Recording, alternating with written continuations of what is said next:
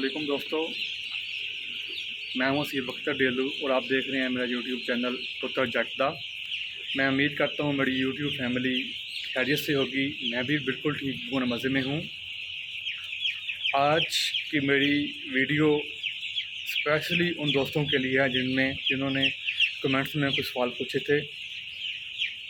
Mainly जो question rise हो रहा है वो दो हैं। पहला क्वेश्चन ये है कि चूज़ा कितने दिन में मुकम्मल मुर्गी बन जाता है, और दूसरा क्वेश्चन ये है कि हम चूज़े के नीचे जो क्या डालते हैं। दोस्तों, ये जो पहला सवाल है आपका, उसका जवाब ये है कि ये चूज़ा मैक्सिमम, इसको हम काउंट करते हैं एवरेजली। जो ये ब्रॉयलर का चूज़ा होता है कंट्रोल सेट में, ये अबाउट 40 दिन में इसका एवरेज वज़न 2 किलो से अबव होता है। 2100-2200 ग्राम इसका वज़न होता है। और दूसरा ये अफेक्ट करता है इसको हमने कितनी बोरी फीड दी है। मतलब कि ये तकरीबन 2000 बोरी फीड की खा के ये 40 दिन में 2100-2200 ग्राम एवरेज इसका वज़न काउंट होता है। कोई 1800 ग्राम का भी होता है, कोई 2200 ग्राम का भी होता है, कोई 2500 ग्राम का भी होता है, लेकिन इसको हम एवरेज काउंट करते हैं कि एवरेज के तौर पे ये तकरीबन 2100-2200 ग्राम का वज़न इसका काउंट होता है 40 दिन में 2000 बोरी खा के।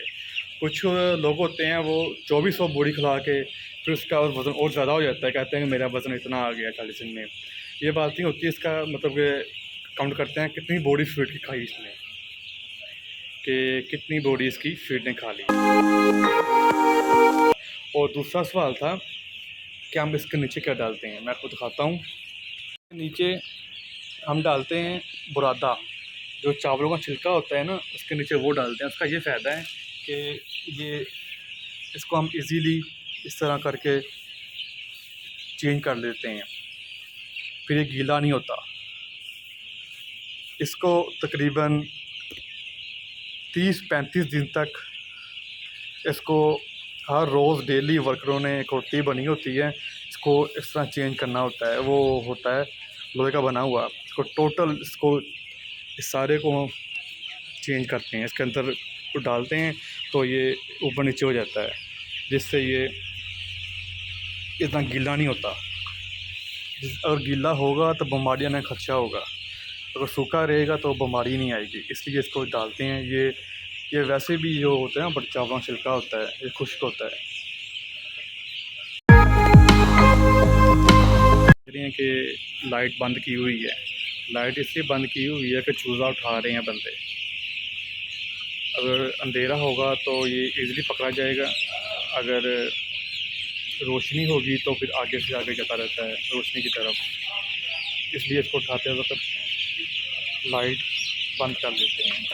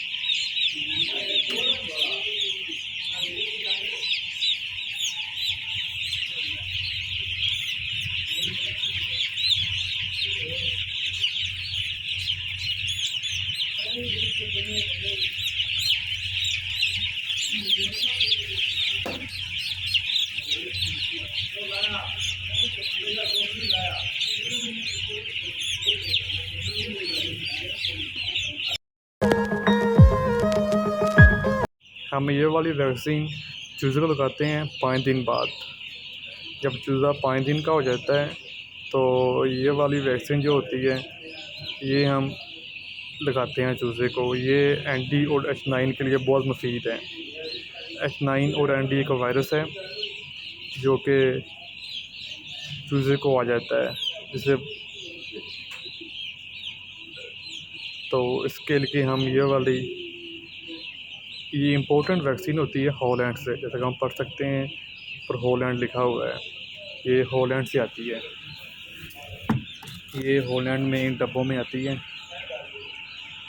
और ये हम चूज़े को लगाते हैं। जैसा कि आप जानते हैं कि चूज़ा जो भी पानी जितना भी पानी पीता है वो उस टैंकी के थ्रू जाता है। जो मैंने पिछली वीडियो में आपको जो लाइनें दिखाई थी, उस लाइनों में जो भी जितना भी पानी आएगा वो उस टैंकी के थ्रू आएगा। तो जिस दिन चूज़े को वैक्सीन लगी हो ना, तो उस दिन चूज़ा स्ट्रेस में होता है, क्योंकि चूज़े को पकड़ना, फिर टीका लगाना, फिर छोड़ना, तो चूज़ा स्ट्रेस में होता है। तो इसके लिए इसका स्ट्रेस दूर करने के लिए तो हम इस टैंकी में पैराडोल का शरबत जो होता है, जो हम इंसानी इस्तेमाल के लिए यूज़ करते हैं, वो इसमें डाल देते हैं। इसका फ़ायदा ये होता है कि चूज़े का स्ट्रेस दूर हो जाता है और जितना कि चूज़े का फ़ीवर वगैरह हो तो वो भी दूर हो जाता है।